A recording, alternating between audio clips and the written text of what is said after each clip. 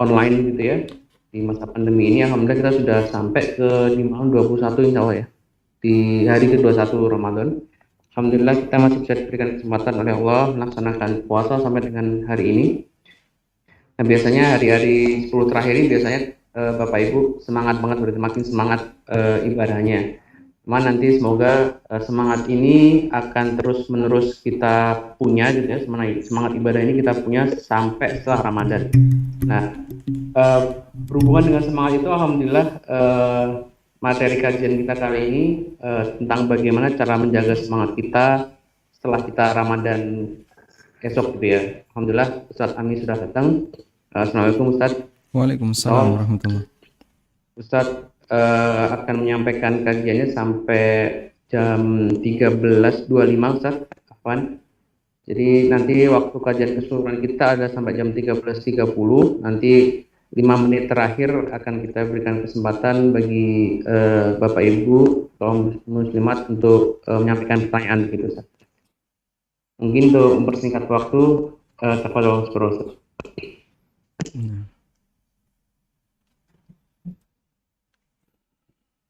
Assalamualaikum warahmatullahi wabarakatuh. Alhamdulillahi rabbil alamin. Wassalatu wassalamu ala ashrafil mursalin. Nabiyyina wa maulana Muhammadin wa ala alihi wa sahbihi ajma'in. Wa ashhadu an la ilaha illallah wahdahu la syarikalah. Wa ashhadu anna Muhammadan abduhu wa rasuluh. Sallallahu alaihi wa ala alihi wa sahbihi wa sallama tasliman katsira. Thumma amma ba'd. Alhamdulillah, puji syukur kita haturkan kehadirat Allah Subhanahu wa taala. Di sela-sela Ramadan kita, Allah memberikan kita kemudahan untuk bisa melakukan rangkaian ibadah, plus di saat yang sama kita juga menambah ilmu dengan belajar ilmu agama. Dan seperti yang kita tahu, begitu bulan Ramadan, Masya Allah, kajian semakin semarak. Sehingga bagi mereka yang perhatian terhadap ilmu, Ramadan adalah surganya. Dia bisa mencopot ilmu apapun, bisa mencomot ilmu apapun yang dia inginkan. Mau tafsir, ada akidah, melimpah, ilmu fikih, banyak. Sehingga dia bisa mengambil ilmu yang dia inginkan sepanjang bulan Ramadan. Semoga aktivitas yang kita lakukan semacam ini diridhai oleh Allah dan mendapatkan keberkahan darinya serta pahala dari Allah Subhanahu wa taala yang ada hasilnya kelak di hari kiamat. Di kesempatan kali ini kita akan membahas tentang istiqomah pasca Ramadan. Karena kita memahami bahwa amal kita dihisab oleh Allah Subhanahu wa taala tidak hanya di bulan Ramadan. Kita juga dihisab oleh Allah di luar bulan Ramadan. Dan Rob yang kita sembah di bulan Ramadan adalah Rob yang sama yang kita sembah di luar bulan Ramadan. Sehingga sebuah kesalahan bagi para ulama ketika ada orang yang dia hanya mau beribadah kepada Allah di bulan Ramadan. Sebagaimana pernyataan yang pernah dikutip oleh Al-Hafidh Ibnu Rajab dalam Lataiful Ma'arif, bi'sa qaumin alladzina la ya'rifuna rabbahum illa fi Ramadan. Sejelek-jelek orang adalah manusia yang mereka tidak kenal Rabb-nya kecuali di bulan Ramadan. Sehingga dia nggak ngerti, nggak kenal Rabb-nya, artinya dia nggak tahu ibadah, dia tidak melakukan ibadah. Dia tidak melakukan ketaatan kepada Allah Ta'ala kecuali di bulan Ramadan. Dan banyak orang yang seperti itu. Ada orang ketika Ramadan, Masya Allah, jadi soleh-soleha. Yang biasanya nggak pernah ke masjid, jadi ke masjid. Yang biasanya nggak pernah sholat di shaf pertama ketika subuh. Sehingga dia jadi soleh spontan begitu masuk bulan Ramadan. Ada juga wanita yang ketika di luar Ramadan pakaiannya ya, seadanya. Seadanya maksudnya nggak menutup aurat. Ya. Begitu bulan Ramadan, Masya Allah, dia mulai latihan berkerudung, pakai jilbab. Ada perubahan yang instan ketika masuk Ramadan. Perubahan ini patut kita kasih jempol. Cuman yang sangat disayangkan adalah faidan salakha hadzal syahr. Faidan salakha hadzal syahr, begitu bulan Ramadan selesai, dia balik lagi seperti kebiasaan buruk sebelumnya. Buka jilbab lagi, yang lelaki juga sama. Dia sebagaimana kondisi sebelumnya. Maksiat balik lagi. Betul ketika Ramadan diskotik tutup. Kemudian aneka hiburan-hiburan malam tutup. Aneka maksiat tutup selama Ramadan. Begitu selesai Ramadan, buka lagi. Jamaah dibilangkan Allah Ta'ala, ini yang disindir oleh para ulama, bi'sa qaumin alladzina la ya'rifuna rabbahum illa fi Ramadan. Sejelek-jelek orang adalah mereka tidak kenal Rabbnya kecuali di bulan Ramadan. Begitu selesai Ramadan, masjid ditinggal. Makanya sholat yang menjadi korban pertama selesai Ramadan adalah sholat apa biasanya? Sholat Isya. Sholat Isya malam takbiran. Selisih 1 hari. Kemarin rame masjid itu, orang tarawih. Begitu selisih 1 hari, Isya berikutnya di malam takbiran sepi. Masjid hanya tinggal 1 shaf, bahkan kadang kurang. Bi'sa qaumin alladzina la ya'rifuna rabbahum illa fi Ramadan. Sejelek-jelek orang adalah yang dia tidak kenal Allah kecuali di bulan Ramadan. Para ulama juga mengingatkan bahwa kita dituntut oleh Allah Ta'ala untuk menjadi seorang yang istiqomah dalam beribadah. Tidak hanya di 1 bulan, tapi rutin di sepanjang hidup kita. Ada seorang yang bertanya kepada seorang ulama, mana yang lebih afdol? Beribadah di bulan Rajab, di bulan Sya'ban, ataukah di bulan Ramadan? Lalu ulama ini mengatakan, kun rabbaniyan, wala takun sya'baniyan, wala rajabiyan, wala ramadaniyan. Jadilah seorang manusia yang rabbani. Jangan jadi manusia sya'bani, rajabi, atau ramadani. Jadi manusia rabbani itu artinya dia menjadi hamba Allah di sepanjang waktu.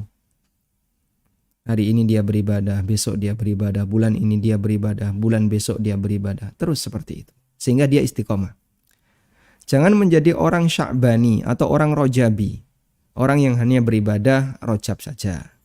Rajin ketika Sya'ban saja. Atau rajin ibadah Ramadan saja. Begitu selesai pula ibadahnya. Bukan itu yang diharapkan. Karena itu jadilah seorang hamba yang robbani, yang beribadah kepada Allah. Tidak hanya milih waktu tertentu, tapi setiap saat.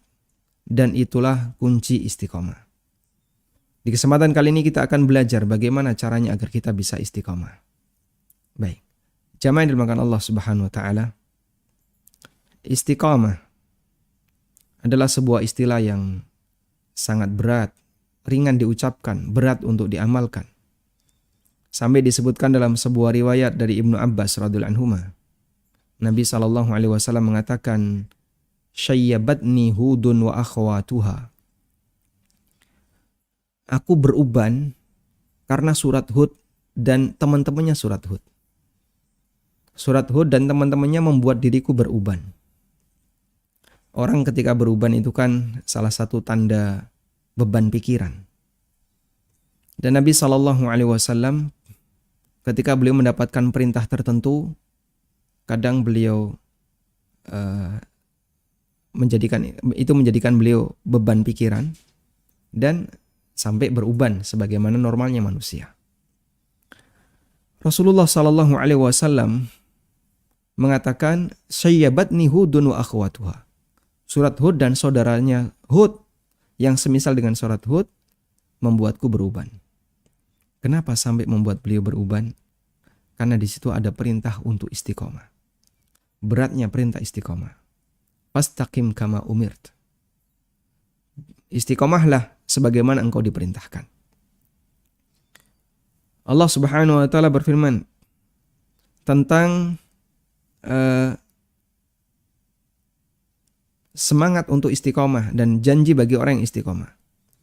Innal ladzina qalu rabbunallah tsumma istaqamu. Siapa yang mengatakan Rabb kami adalah Allah lalu dia istiqamah, tatanazzalu alaihimul malaikatu alla takhafu wa la tahzanu wa abshiru bil jannati allati kuntum tu'adun. Maka malaikat ketika dia menjelang wafat, dia menjelang mati, malaikat akan turun untuk mendatangi orang yang istiqomah ini. Kemudian malaikat ini mengatakan, Anda nggak usah takut, nggak usah sedih. Wa abshiru bil jannah, kabar gembira dengan adanya surga. Kuntum tu'adu, allati kuntum tu'adun, yang dijanjikan untuk kalian. Sehingga malaikat ini memberikan kabar gembira kepada calon mayit ini yang istiqomah, bahwa nanti Bapak akan masuk surga. Bapak nggak usah khawatir. Itulah kabar gembira yang diberikan oleh Allah bagi orang yang istiqomah menjelang wafat. Ayat ini berbicara kondisi manusia menjelang wafatnya.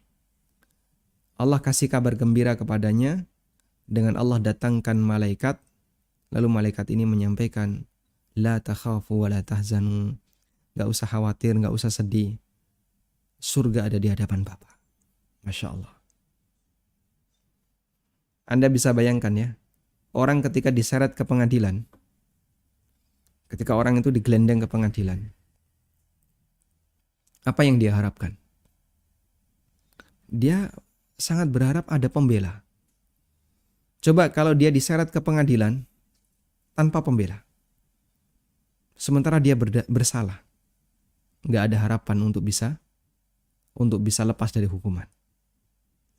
Lain halnya kalau orang diseret ke pengadilan dan dia yakin ada pembela, sehingga saat dia diseret ke pengadilan disampaikan kepadanya, Anda nggak usah khawatir, nanti saya bela. Itu hakim teman saya, itu jaksa semuanya teman saya. Ya, ada pengacara yang bilang seperti itu. Maka dia akan berani. Sanggup kayak gitu? Kamu insya Allah bebas. Mentalnya akan lebih berani daripada ketika tidak ada pembelanya. Karena itulah Allah Subhanahu wa Ta'ala mengutus para pembela bagi para hamba yang istiqomah berupa malaikat. Sehingga malaikat ini mengatakan, Nahnu awliya'ukum fil hayatid dunya wa fil akhirah. Kami adalah pembela-pembela kalian di kehidupan dunia dan di akhirat. Di kehidupan dunia pada saat dia menjelang wafat, dia mengatakan gak usah takut, gak usah khawatir, di depan Anda surga. Masya Allah. Walakum fiha ma tashtahi anfusukum walakum fiha ma tad'un. Di surga kalian mendapatkan apapun yang kalian kehendaki dan kalian mendapatkan apapun yang kalian minta. Itulah janji bagi mereka yang istiqomah. Allah tampakkan janji itu sebelum orang itu wafat. Makanya berbahagialah jadi seorang mukmin ahlu sunnah yang sadar akan pentingnya istiqomah dalam agama. Sehingga semoga nanti ketika kita meninggal dunia, seperti ini yang kita alami. Datang malaikat. Kemudian malaikat itu mengatakan, Anda gak usah khawatir, Anda gak usah sedih. Bapak dijamin surga. Dan kalau malaikat yang bicara, tentu saja itu atas perintah dari Allah Subhanahu wa Ta'ala. Imam Ash-Shibli ditanya, Ayyuma afdal Rajab am Sya'ban? Amal yang lebih afdal itu di mana? Di Rajab atau di Sya'ban? Faqala, lalu beliau mengatakan, Kun rabbaniyan wala takun sya'baniyan. Karena Nabi sallallahu alaihi wasallam amalu dhimah. Jadilah seorang rabbani, jangan jadi sya'bani, jangan jadi rojabi. Nabi sallallahu alaihi wasallam amalnya itu dimatan. Amal beliau itu langgeng, terus menerus istiqomah. Bukan di bulan tertentu lalu meninggalkan bulan yang lain. Kemudian bagaimana caranya agar kita bisa menjadi orang yang istiqomah? Semoga teori ini memudahkan bagi kita. Namun masalah praktek kembali kepada masing-masing individu. Ada yang dimudahkan oleh Allah, meskipun banyak juga yang mungkin secara teori dia paham, tapi prakteknya sulit bagi dia. 4 langkah menuju istiqomah. Yang pertama adalah laksanakan yang wajib. Abu Hurairah radhiyallahu anhu meriwayatkan Nabi Shallallahu alaihi wasallam bersabda dalam hadis qudsi, Allah berfirman, "Wa ma taqarraba ilayya 'abdi bi syai'in ahabba ilayya mimma aftaradtuhu alaihi." Tidak ada ibadah yang dilakukan oleh hambaku yang lebih aku cintai melebihi ibadah yang aku wajibkan kepadanya. Sehingga berdasarkan hadis ini, ibadah yang tingkatannya lebih tinggi adalah ibadah wajib. Dan kunci istiqomah ketika orang memiliki ibadah wajib, Allah akan arahkan dia untuk melakukan ibadah sunnah. Makanya bagian yang wajib ini jangan sampai lepas. Ibaratnya yang wajib ini modal utama. Orang kalau berdagang, bisnis, lalu modalnya habis, ya jangan berharap untung. Oh, modalnya habis, modalnya kurang Pak, bahkan sampai minus, ya jangan berharap untung kalau modal sudah habis. Maka bagian modal itu jangan sampai hilang, sehingga ibadah wajib ini harus dipegang, ini modal. Karena itu sangat salah besar kalau ada orang yang lebih perhatian kepada ibadah sunnah sementara konsekuensinya mengorbankan yang wajib. Apa ada Pak yang kayak gitu? Banyak. Ada orang yang dia mujahadan, diger mujahadan. Dari jam 8 sampai jam 2 dia mujahadah sama teman-temannya gitu ya. Bahkan sampai jam 3. Selesai tidur dia. Bablas sampai jam 8 baru bangun. Sangat disayangkan. Anda mengamalkan amal yang gak wajib. Mujahadah itu kan gak wajib. Berzikir di malam hari. Tapi Anda mengorbankan yang wajib, salat subuh. Dan itu banyak. Ada juga orang yang tarawihnya Masya Allah, ya, belasan rakaat, bahkan lebih dari 20 rakaat. Tapi dia tinggalkan salat subuh. Ada orang yang mengamalkan A tapi dia tinggalkan B. Padahal B ini wajib, yang A itu yang sunnah. Makanya modal jangan sampai hilang. Modal utama itu adalah amanah utama yang harus dilakukan oleh setiap hamba. Nggak boleh itu ditinggalkan. Nih, laksanakan yang wajib. Semoga itu bisa menjadi pengantar agar kita bisa istiqomah untuk melanjutkan yang sunnah. Nah, baru yang kedua adalah miliki wazifah. Apa itu wazifah? Wazifah adalah amal sunnah rutin. Sehingga di sini dicatat wazifah itu sunnah, tidak wajib. Dia amal sunnah. Tapi dijadikan sebagai rutinitas. Sehingga dia jadi wirid harian. Wazifah amal sunnah yang rutin itu adalah kebiasaan kita selain dari yang wajib. Nah, sebisa mungkin masing-masing kita itu punya wazifah. Kita itu kan dikasih oleh Allah Ta'ala kemampuan yang berbeda-beda. Ada orang yang dia dalam melakukan dalam sholat dia mampu banyak. Jadi sholat mudah bagi dia untuk melakukannya. Tapi kalau disuruh puasa dia berat. Sebaliknya ada orang yang ketika puasa itu dia senang. Dia merasa sehat ketika puasa. Dia senang ketika puasa. Tapi giliran disuruh sholat dia merasa berat. Ada orang senang baca Quran. Tapi suruh puasa gak kuat. Ada orang bisa sholat duha. Tapi giliran suruh tahajud dasi ngeluh gitu ya. Pusing dia. Saya kalau bangun sebelum subuh itu gak kuat ya. Selalu pusing. Sehingga masing-masing orang dikasih oleh Allah Ta'ala potensi amal yang berbeda-beda. Nah, ketika kita dikasih oleh Allah potensi amal yang berbeda-beda, ya, pilih salah satu amal yang mudah bagi kita untuk kita lakukan secara istiqomah. Itulah yang disebut dengan wazifah. Itu yang disebut dengan wazifah. Dari Aisyah radhiyallahu anha, Nabi sallallahu alaihi wasallam bersabda, "Ya ayyuhan nas, khudhu minal a'mali ma tutiqun."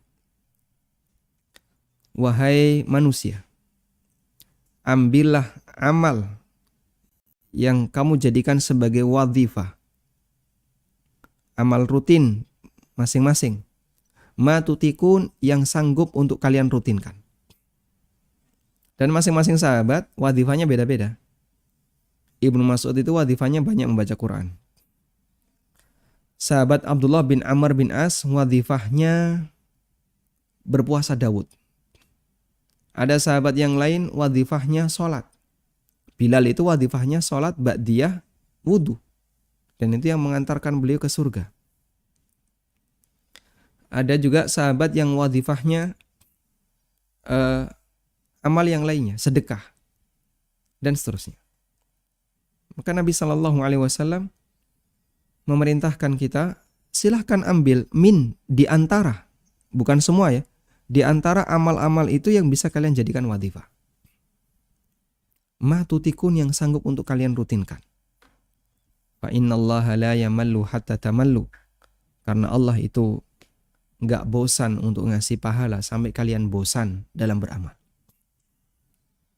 Sehingga orang kalau bosan dalam beramal, dia amal gayanya ya cuman pas anget-anget lagi ngemut beramal.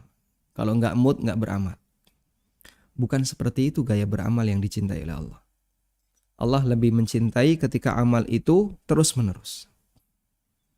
Makanya silakan ambil yang mampu kalian kerjakan. Sehingga dengan seperti ini seorang hamba akan membiasakan diri aktivitas rutin sunnah setiap hari tanpa absen yang mampu dia lakukan. Nah, bagaimana cara mengambil wadhifah? Ambil yang kira-kira tidak memberatkan, meskipun itu sedikit. Makanya rutin tapi sedikit lebih dicintai oleh Allah daripada banyak tapi modal borongan. Nabi SAW bersabda, Inna ahabbal a'mali ilallah ma dama wa inqallah. Sesungguhnya amal yang paling dicintai oleh Allah adalah amal yang paling rutin meskipun sedikit jamaah. Rutin tapi dikit lebih dicintai oleh Allah Subhanahu wa taala daripada dikit enggak rutin. Ya benar ya. Daripada banyak tapi enggak rutin.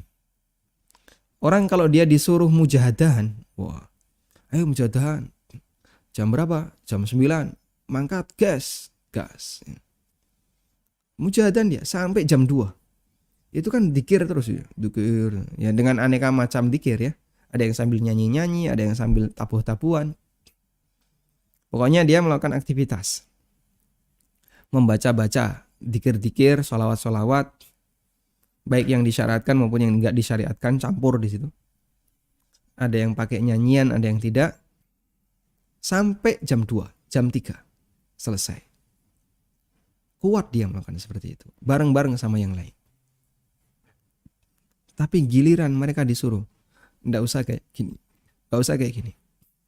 Coba Bapak baca zikir 3-4 baris saja. Tapi rutin tiap hari, pagi dan sore. Zikir pagi petang. Itu banyak absennya. Enggak kuat dia. Makanya orang itu kalau disuruh untuk beramal dengan cara borongan, sanggup. Tapi giliran kalau dia disuruh untuk beramal rutin meskipun dikit, enggak sanggup dia. Sehingga kunci istiqomah yang sebenarnya adalah di rutinitas, itu banyak orang enggak sanggup melakukannya. Padahal itu yang kuncinya istiqomah. Kita kalau pas Ramadan, kayak gini kan lomba-lomba membaca Quran ya. Sehari 3 juz, 2 juz. Ya, kalau yang biasa ya 1 juz. Ada yang kurang dari itu sehari. Coba kalau dia diminta, gini aja Pak, kalau Bapak di luar Ramadan bisa nggak 2 lembar, berarti 4 muka sehari. Wah, nggak sanggup saya Mas. Banyak absennya saya kira. Banyak absennya. Sehingga kita ketika beramal, kalau disuruh borong itu bisa. Tapi kalau rutin dikit tapi rutin, kita sering bolos. Kita sering absen. Karena istiqomah itu lebih berat dibandingkan borong amal. Karena itu jamaah yang dimuliakan Allah, kenapa amal sedikit yang rutin ini lebih dicintai oleh Allah Ta'ala? Karena ketika seorang hamba itu rutin, maka dia akan terus membangun hubungan dengan Allah secara rutin. Sekarang nyambung, besok nyambung lagi, besok nyambung lagi. Lain kalau banyak terus putus. Nah, itu hubungan dia dengan Allah putus dalam waktu yang lama. Maka yang rutin lebih dicintai oleh Allah daripada yang banyak tapi putus. Al-ilaqa billah itu putus-putus jadi. Kalau rutin, sekarang saya melakukan ibadah, besok ibadah lagi, besok ibadah lagi. Allah lebih suka yang seperti itu. Baik. Nah, salah satu di antara keutamaan agar ketika orang mengambil wazifah, ya. Ketika orang memiliki wazifah, dia akan masuk surga melalui pintu amal rutinnya. Masya Allah ya. Pintu menuju surga adalah wazifahnya. Dari Abu Hurairah radhiyallahu anhu, Nabi SAW bersabda, "Faman kana min ahli salati du'iya min babis salah." Yang rajin salat masuk surga melalui pintu salat. "Wa man kana min ahlil jihad du'iya min babil jihad." Yang rajin jihad masuk surga melalui pintu jihad. "Wa man kana min ahli siyam du'iya min babir rayyan." Yang ahli puasa masuk surga melalui pintu namanya Ar-Rayyan. Pintu surga khusus untuk orang yang berpuasa. "Wa man kana min ahli sadaqah du'iya min babis sadaqah." Yang ahli sedekah masuk surga melalui pintu sedekah. Masya Allah. Faqala Abu Bakar As-Siddiq radhiyallahu anhu, "Bi abi anta wa ummi ya Rasulullah." Ayah dan ibuku jadi tebusannya. Ma'ala man du'iya min tilkal abwat min darurah. Orang yang dipanggil dari pintu-pintu itu, ya, mereka punya mereka punya kebahagiaan yang besar. Fahal yud'a ahadun min tilkal abwabi kulliha? Apakah ada orang yang dipanggil oleh Allah dari semua pintu itu ya Rasulullah? Sehingga dia dipanggil dari pintu sholat, dari pintu sedekah, dari pintu puasa, pintu royan, dari pintu jihad. Apa kata Nabi SAW? Na'am. Ada, betul, wahai Abu Bakar. Wa arju an takuna minhum. Dan aku berharap engkaulah orang yang salah satu di antara mereka. Subhanallah. Nah, coba. Betapa orang ini adalah manusia yang sangat dirindukan oleh surga. Sehingga ketika di akhirat, pintu surga memanggil-manggilnya. Wahai fulan, ayo masuk melalui aku, ayo masuk melalui aku. Masya Allah, orang kalau bisa seperti ini, dia berada di puncak. Orang yang dicintai oleh Allah Ta'ala. Ya. Dan wallahu a'lam, apakah kita termasuk orang yang akan dipanggil dari salah satu pintu ini. Tapi bagi kita yang punya salah satu dari kebiasaan ini, semoga ya, kita punya harapan, semoga aku dipanggil untuk masuk ke dalam surga dari salah satu pintu ini. Artinya apa jamaah? Kalau kita menyadari hadis ini, jangan sampai kita jadi orang yang gak punya wazifah. Tidak dikenal orang yang rajin sholat, tidak dikenal orang yang rajin puasa, tidak dikenal orang yang senang sedekah. Kita nggak punya amal jihad. Tidak dikenal sebagai orang yang rajin baca Quran, tidak dikenal sebagai orang yang rajin ini. Terus Anda mengandalkan amal apa? Wah, nggak ada. Baik, coba ambil salah satu dari amal yang bisa Anda rutinkan. Sampai Anda dikenal sebagai orang yang rajin itu. Ini bapaknya, sholatnya rajin dia. Sehingga sampai orang itu mengenal kita rajin sholat. Sampai orang mengenal kita rajin puasa. Bukan pamer amal ya. Yang mengenal kita di sini adalah malaikat pencatat amal, Allah Ta'ala yang mengawasi setiap amal yang kita kerjakan. Meskipun orang lain tidak tahu. Apalagi ketika masyarakat ngerti. Berarti amal kita nampak di permukaan. Jamaah yang dimakan Allah, itulah harapan yang bisa kita miliki pada waktu kita punya wadhifah. Dan wadhifah tadi teorinya adalah ambil yang sedikit, ambil yang ringan ya, yang penting rutin. Jadi kalau Anda bisa 2 rakaat tiap hari duha, itu lebih baik daripada 12 rakaat sehari setelah itu bolos selama setahun. Lebih baik yang sedikit tapi rutin. Berikutnya, pilih teman yang baik. Bersyukurlah ketika Anda punya teman yang baik. Karena salah satu di antara anugerah yang diberikan oleh Allah Ta'ala bagi seorang muslim setelah dia masuk Islam adalah Allah kasih dia teman yang baik. Karena ada sebagian orang yang dia diajak untuk berteman dengan orang baik itu tidak mau dia. Bahkan dia milih teman yang jahat, yang buruk. Ada orang yang dia sama Nasrani itu bisa cocok. Ini muslim, saya bicara muslim ya. Dia sama orang Nasrani, sama non-muslim itu bisa cocok. Bisa gandengan, bisa makan bareng. Bahkan ketika mereka perayaan, dia datang masuk ke gereja. Nongkrong di situ, bareng di situ. Selfie di situ, bangga di situ. Dia bangga ketika berada di situ. Tapi giliran sama temennya sesama muslim, ya, dia kasar, keras. Ya. Sama sesama muslim Ahlussunnah, ada kajian di situ, oh itu radikal, tutup kajiannya. Oh ini muslim garis keras, dilarang. Dan dia bicara toleransi di hadapan orang non-muslim, tapi bicara radikal di sesama muslim. Wallahu a'lam.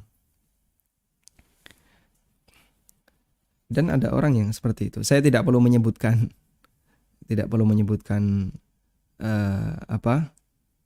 sosok tertentu, karakter tertentu. Ya kita sudah paham lah. Makanya kita layak bersyukur kepada Allah ketika Allah Subhanahu wa Ta'ala menjadikan kita teman yang baik. Karena teman dialah salah satu di antara faktor yang mempengaruhi kondisi keagamaan hamba. Nabi SAW bersabda, "Ar-rajulu ala dini khalili, falyanzur ahadukum man yukhalil." Orang itu sesuai dengan agama teman dekatnya. Sehingga kalau kita mau menilai orang, cukup lihat siapa teman dekatnya. Oh, dia itu dekat dengan ulama. Dia dekat dengan ustadz. Oh, insya Allah orang baik. Falyanzur ahadukum man yukhalil. Karena itu perhatikan siapa yang menjadi teman dekatnya. Sehingga untuk menilai orang cukup perhatikan siapa teman dekatnya. Ya. Karena itu ada seorang ulama yang ketika ditanya oleh ulama yang lain. Ada seorang thalibul ilmi, ada santri ya, yang menemui ulama. Wahai Pak Yai, saya tanya, kalau saya ngaji kepada Kiai A itu kira-kira gimana? Kiai A ini ada di dekat rumah saya. Kemudian Kiai ini yang terkenal ini mengatakan, siapa teman dekatnya? Oh, beliau itu biasanya bareng sama B, C, D. Nah, Kiai yang dimintai konsultasi tadi, kenal B, C, D ini Mu'tazilah. B, C, D ini Mu'tazilah. Akhirnya beliau langsung komentar, huwa Mu'tazili. Kalau begitu, kiai yang ada di dekat rumahmu itu juga Mu'tazilah. Ya, nggak jauh beda dengan teman-teman dekatnya. Al-mar'u ar-rajulu ala dini khalilihi falyanzur ahadukum man yukhalil. Sehingga kalau ada tokoh agama barengannya orang-orang liberal, ya sudah kita bisa kasih label ini liberal juga. Ya. Nggak jauh beda dengan teman dekatnya. Maka kita menilai orang salah satunya adalah lihat siapa temannya. Dengan melihat temannya, kita bisa mengambil sikap. Oh, yang kayak gini jangan diambil teman. Dia teman dekatnya orang liberal. Dia teman dekatnya orang kiri, ya, sosialis. Dia teman dekatnya orang yang punya akidah menyimpang. Ya janganlah. Masa kayak gitu jadikan tokoh. Padahal kita sudah tahu, dia teman dekatnya orang non-muslim. Dekat banget sama non-muslim. Kalau sama muslim malah dia jaga jarak. Dia kalau sama muslim kadang suka melempar tuduhan. Makanya Nabi SAW ingatkan, innama mathalul jalisis salih, teman dekat itu perumpamaannya dengan teman buruk, kahamil misk, teman dekat itu seperti penjual minyak wangi. Sedangkan teman yang buruk itu seperti nafihul kir. Nafihul kir itu adalah alat yang dipakai untuk nyembur api pandai besi. Jadi biar api itu bisa menyala lebih kuat dan lebih panas kan disembur ya. Nah, alat untuk nyembur api itu namanya nafihul kir. Ketika kamu berteman dengan hamilul mis, dengan pembawa minyak wangi, maka ada dua kemungkinan. Imma ayyuhdhiyaka wa imma antabta'a minhu. Kemungkinan yang pertama, engkau bisa dekat dengan orang itu, berada di dekatnya, sehingga kamu dengan dia, ya, kamu dengan orang ini, sehingga kamu dengan orang ini nanti bisa mendapatkan bau harumnya. Karena temanmu adalah orang yang pembawa minyak wangi. Dan kemungkinan yang kedua adalah wa imma antabta'a minhu. Engkau bisa membeli minyak wanginya. Jadi kau punya minyak wangi juga. Artinya begini. Ketika orang itu bersahabat dengan orang baik, ada dua kemungkinan. Pertama, ini yang tertinggi, ketularan jadi baik. Sehingga karena dia sering bersama ulama, akhirnya dia ketularan jadi ulama. Masya Allah ya. Asisten ustadz jadi ustadz. Sehingga dia ketularan jadi baik karena dia selalu membersamai orang baik. Atau yang kedua, kalau nggak bisa ketularan jadi seperti itu, yang kedua adalah dia mendapatkan kebaikan dari teman dekatnya. Karena dia selalu menyertai ustadz, betul dia nggak jadi ustadz, cuman dia dapat ilmunya ustadz. Meskipun nggak sampai jadi ustadz, gitu ya. Kita berteman dengan orang yang royal, dermawan. Ada kemungkinan ketularan jadi dermawan, sehingga kita lomo jadi dermawan. Atau kemungkinan yang kedua, kita nggak jadi dermawan, tetap cetil, medit, pelit. Ya. Cuman kita dapat kebaikan dari orang dermawan yang kita sering dikasih. Itulah manfaat ketika berteman dengan orang baik. Sedangkan ketika kita berteman dengan orang buruk, wa imma antajida minhu rihan thayyibah, atau kau mendapatkan bau yang harum dari teman baik tadi. Kemudian lanjutannya, wa nafihul kir, sedangkan kalau blower ya, untuk pandai besi tadi, imma ayyuhriqa thiyabaka. Kamu terbakar nanti, kena peletikan api. Wa imma antajida rihan khabitha, atau yang kedua, kamu mendapatkan bau buruk, bau yang enggak sedap.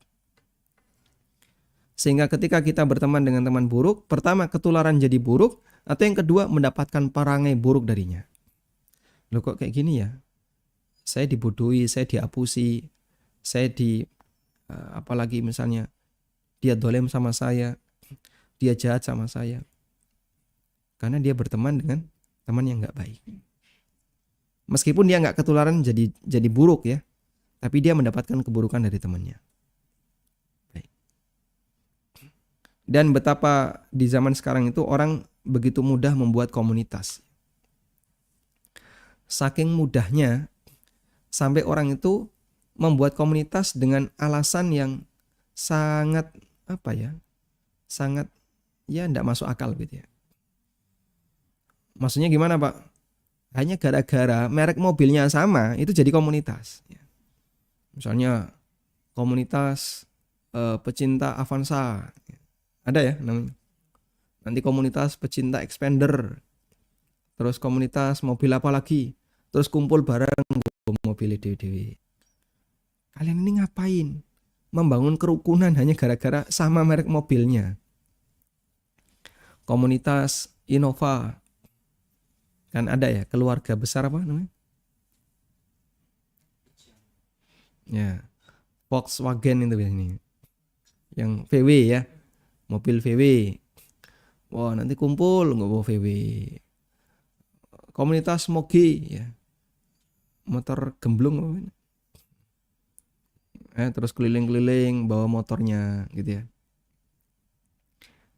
Jadi mereka membangun loyalitas hanya dengan latar belakang yang ya masalah yang tidak seberapa gitu. Dan penting untuk kita ingat ayat ini. Az-Zukhruf 67. Al-akhillau yawma idzim ba'duhum li ba'd. Aduun, teman dekat pada hari kiamat kelak antara satu dengan yang lain akan menjadi musuh. Jadi ketika di dunia mereka akrab, mereka bisa saling loyal, kelak di akhirat akan jadi musuh, illal muttaqin, kecuali pertemanan karena landasan takwa. Sehingga dia akrab. Kenapa? Sama-sama pecinta ake. Wow, dia gathering. Ini gathering apa sih, Pak? Pecinta gupi, Mas. Wah, gathering.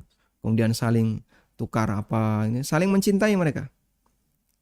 Besok di hari kiamat itu akan menjadi sumber penyesalan. Jadi permusuhan. Gara-gara kamu saya dulu nggak ibadah. Gara-gara kamu saya nggak baca Quran. Gara-gara kamu saya tidak taat. Dulu ada jadwal kajian tak batalkan. Kenapa? Ngumpul pecinta ake. Illal muttaqin. Kecuali loyalitas karena landasan takwa. Dia akrab dengan A, akrab dengan B. Kenapa? Kami ketemu di kajiannya Ustadz Erwandi. Kami kemarin ketemu di kajiannya Ustadz Firanda. Kami kemarin ketemu di Istiqlal, ketemu di kajian Syekh ini. Akhirnya mereka jadi akrab. Karena latar belakang sama-sama jamaah kajian. Itulah komunitas yang jempolan. Dan yang kayak gini, mereka membangun loyalitas karena takwa. Karena itu Hasan Al-Basri rahimahullah mengatakan, Istakbiru minal asdiqa al-mu'minin. Perbanyaklah teman-teman dekat di kalangan mukmin. Fa innalahum syafa'atan yaumal qiyamah. Karena mereka punya syafaat kelak di hari kiamat. Artinya sesama mukmin itu bisa ngasih syafaat. Sehingga satu mukmin dengan mukmin yang lain mereka bisa memberikan syafaat. Dan itulah harapan kita ketika kita berteman dengan orang soleh.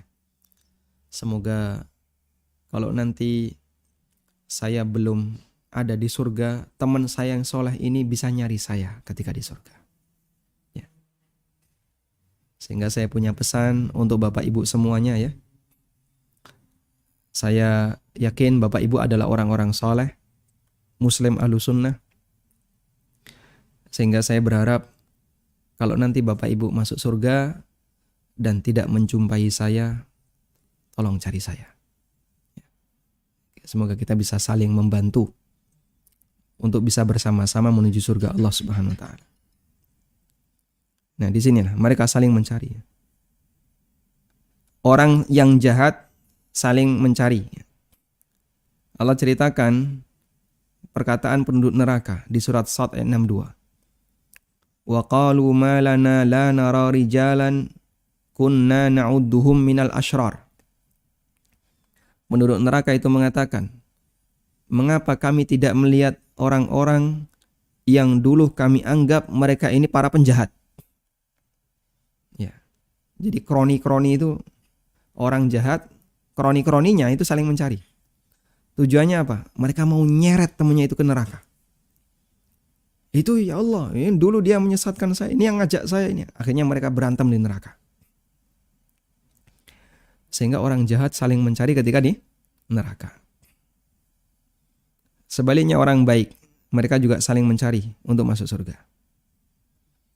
Abu Sa'id Al-Khudri mengatakan, Nabi SAW bersabda,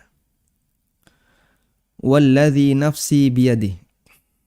Ini sabda Nabi SAW ya, dari sahabat Abu Sa'id Al-Khudri. Demi zat yang jiwaku berada di tangannya.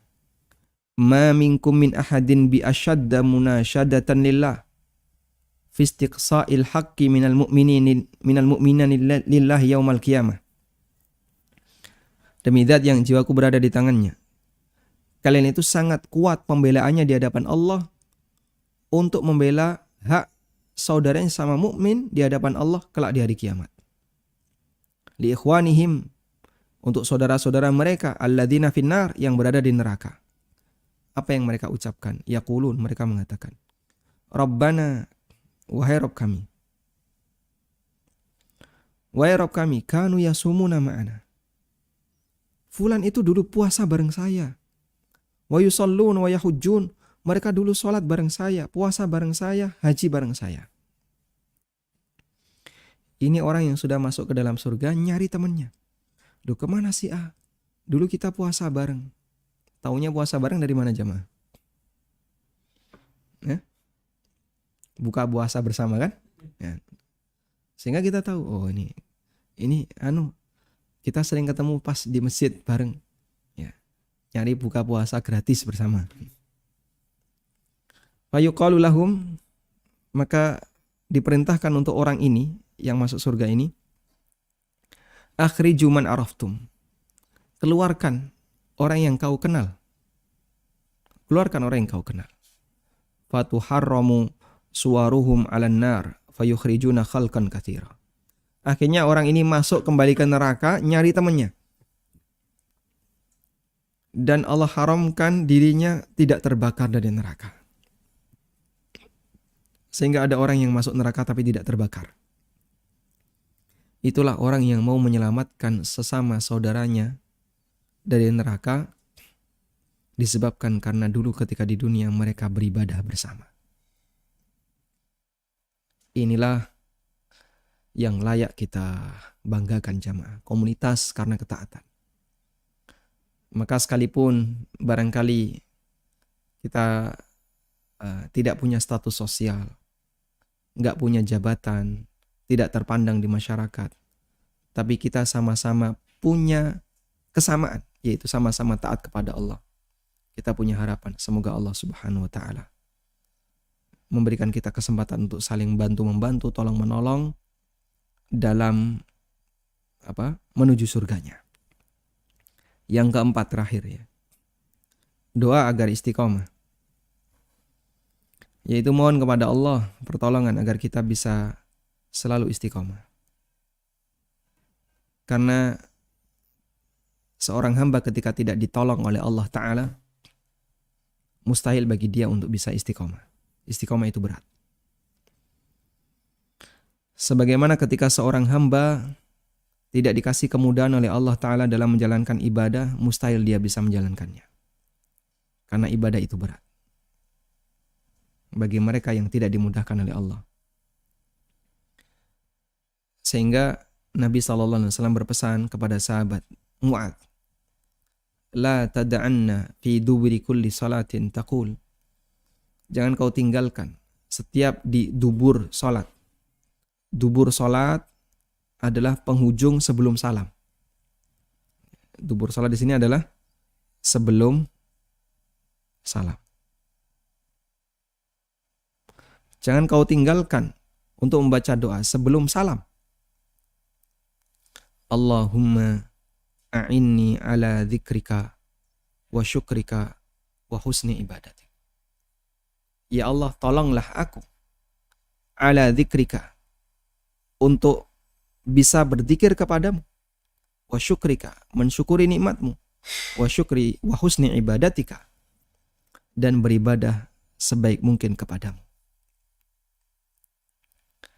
Doa yang lain ada nggak Pak yang lebih pendek? Ada ya. Anda juga bisa membaca doa misalnya, ya muqallibal qulub, ya muqallibal qulub, wahai zat yang membolak-balikkan hati, tsabbit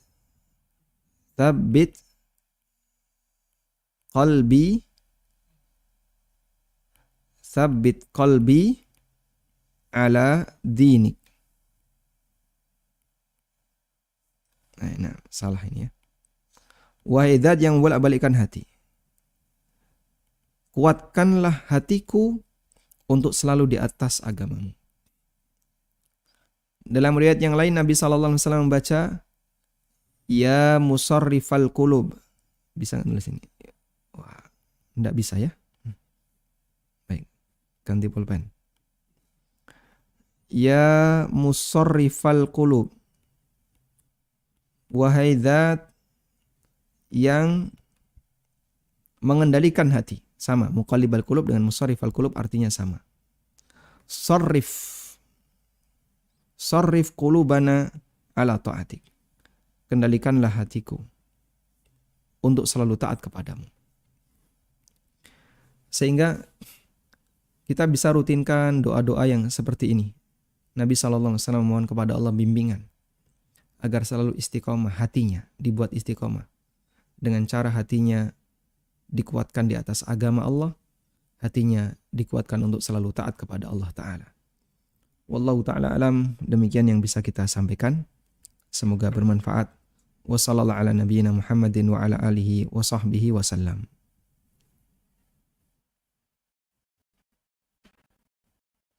Nah, Ustadz Jazakallah, Bapak Ibu, sudah kita ikuti pemaparan kajian dari Ustadz. Mohon izin kalau boleh saya rangkum gitu Ustadz ya. Jadi ada 4 gitu ya, ada 4 bagaimana cara tips singkat untuk bisa istiqomah, atau ada 4 tadi. Yang pertama adalah laksanakan yang wajib, karena yang wajib ini adalah merupakan modal dasar untuk kita. Yang kedua adalah masing-masing dari kita harus mempunyai wazifah atau amal sunnah yang rutin, walaupun sedikit tapi rutin. Mending itu daripada banyak tapi cuma sekali aja gitu Ustaz ya. Terus selanjutnya kita harus pintar-pintar memilih teman, karena teman yang baik itu nanti insya Allah nanti akan nyari-nyari kita. Ketika kita nggak ada di surga, kita akan dicari-cari untuk diajak juga ke surga. Semoga kita punya teman yang kayak gitu nanti ya.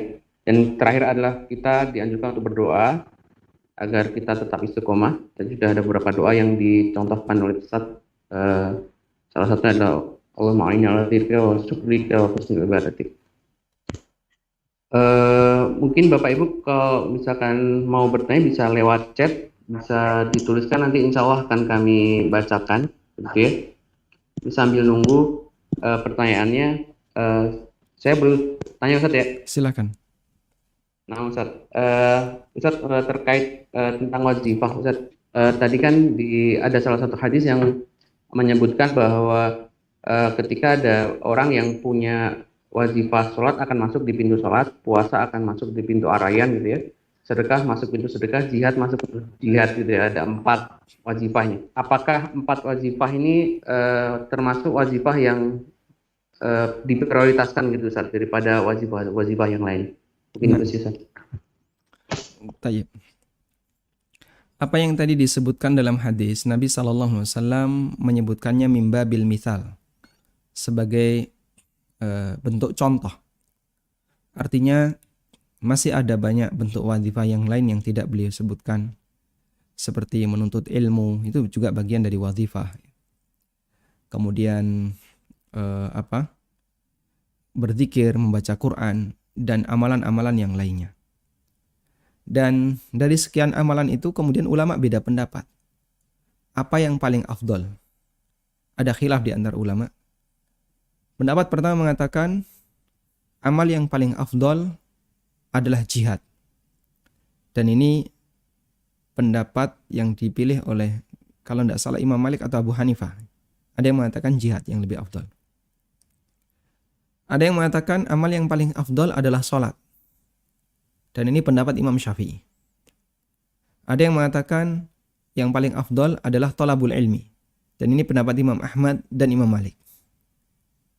Sehingga ulama khilaf tentang amal apa yang paling afdol. Amal sunnah yang paling afdol. Dan yang lebih kuat dalam hal ini adalah bahwa thalabul ilmi itu amal yang paling afdol. Kemudian di bawahnya itu baru amalan kegiatan yang lain. Dan sholat itu di atas yang lain. Karena sholat adalah afdolul amal. Dan kita kalau misalnya bisa melakukan A, pegangi sebaik mungkin. Sehingga yang terafdol untuk diri kita adalah apa yang paling memungkinkan untuk kita rutinkan. Anda bisa amal apa? Saya kalau sholat bisa rutin. Alhamdulillah. Sekarang untuk sholat Anda pegangi sebisa mungkin. Pertahankan, jangan sampai lepas. Artinya selalu jadikan sholat Anda itu istiqomah. Kalau Anda, saya rutin puasa, silahkan lanjutkan. Itulah amalan andalan yang bisa Anda pertahankan. Wallahu a'lam. Nah, Ustadz, jazakallahu khair. Ini sudah ada yang bertanya Ustadz di kolom chat, mohon izin untuk Anda bacakan Ustadz. Assalamualaikum, izin bertanya Ustadz, bagaimana cara untuk kembali istiqomah dikala sedang futur?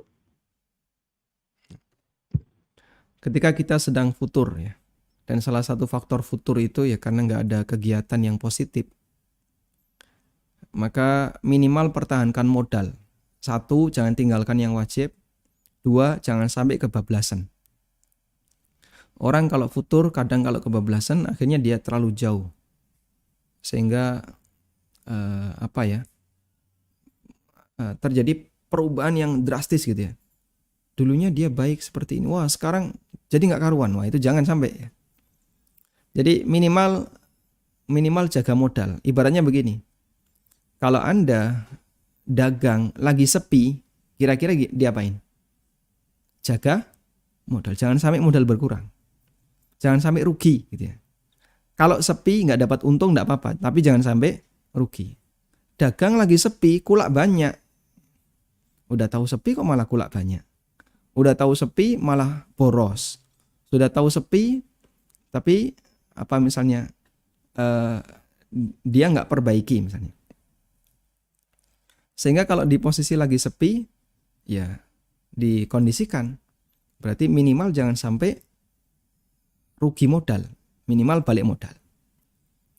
Kayak begitu pula ketika orang dalam kondisi lagi sepi beramal, semangat orang naik turun. Ini lagi turun nih semangatnya. Udah, jangan sampai ngelewati batas. Kalau ngelewati batas, lepas sudah. Sehingga pertahankan yang wajib dan jangan sampai kita melakukan yang terlarang. Ya, jangan sampai kebablasan. Dan yang sangat penting untuk dijaga adalah komunitas. Jangan sampai lepas dari komunitas. Orang kalau sudah lepas dari komunitas, itu seperti kambing yang lepas dari rombongannya, lebih gampang diterkam serigala. Serigala ketika ngejar kambing atau binatang buas ketika ngejar mangsa, itu kan yang ucul ya, yang lepas dari rombongan. Nah, itu yang dikejar sampai dapat. Makanya Nabi SAW pernah mengatakan, "Alaikum bil jamaah, fa inna dhi'ba ya'kulul ghanamal qasiyah." Selalu gabung dengan jamaah. Karena yang namanya serigala itu, dia akan mengejar, dia akan menangkap kambing yang lepas sendirian dari rombongannya. Wallahu a'lam. Nah, Ustadz, jazakallahu khair Ustadz. Kebetulan waktu juga yang membatasi kita. Ini sudah 13.29, kurang 1 menit lagi. Jadi ada pertanyaan lagi mungkin agak nanti malah menyita waktu Bapak Ibu bekerja gitu ya. Mungkin kita cukupkan sekian. Semoga dengan tausiah dari Ustadz Ami tadi kita sudah mempunyai bekal gitu ya untuk mempertahankan semangat kita beribadah di setelah bulan Ramadan. Jadi tidak setelah bulan Ramadan kita tidak langsung drop gitu ya ibaratnya. Semoga Allah memberikan kita semangat untuk tetap istiqomah. Ustadz Ami, jazakallahu khair Ustadz atas kesempatannya. Semoga kita bisa dapat bertemu lagi di kesempatan-kesempatan selanjutnya. Bapak Ibu, terima kasih banyak. Mohon maaf atas segala kesalahan saya pribadi dan kami dari panitia kajian. Semoga Allah mengampuni kami dan terima kasih atas perhatian Bapak Ibu. Selamat bekerja kembali. Jazakallahu khair. Kita tutup dengan doa kafaratul majelis. Subhanakallahumma rabbana wa bihamdika asyhadu an la ilaha illa anta astaghfiruka wa atubu ilaik. Sekali lagi jazakallahu khair. Terima kasih Bapak Ibu. Terima kasih Ustaz Ami, jazakallahu khair. Kami tutup. Wassalamualaikum warahmatullahi wabarakatuh. Waalaikumsalam warahmatullahi wabarakatuh.